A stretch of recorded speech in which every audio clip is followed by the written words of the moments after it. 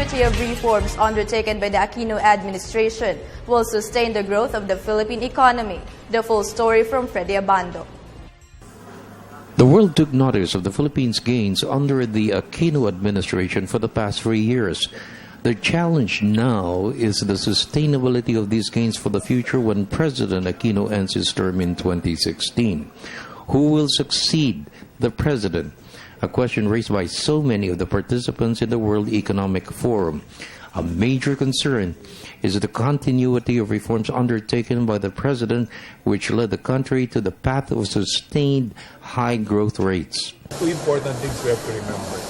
Number one is how, as a society, should we frame the 2016 elections? Is it going to be a business as usual election?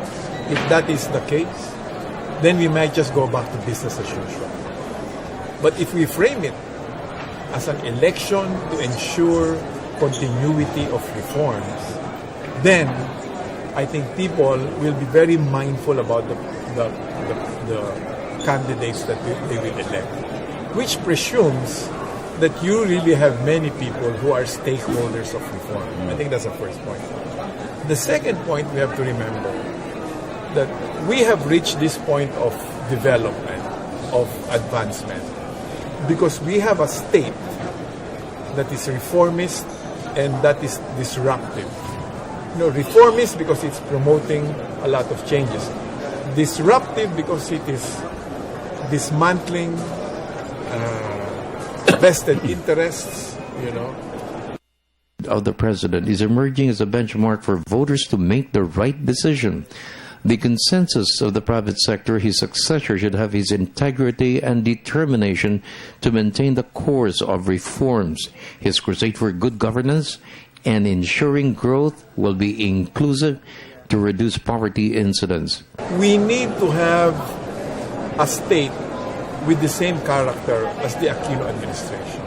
So therefore, we also have to be mindful that the state will continue to play a big role in the continuation of reforms, and therefore our people must be mindful of that. If we take those two things in consideration, I think we should be able to elect the right leaders. Addressing poverty incidence is a key program with the implementation of social protection programs for the poor. The conditional cash transfer program, which amounts to 62.3 billion pesos for 2013, will benefit 5 million poor families.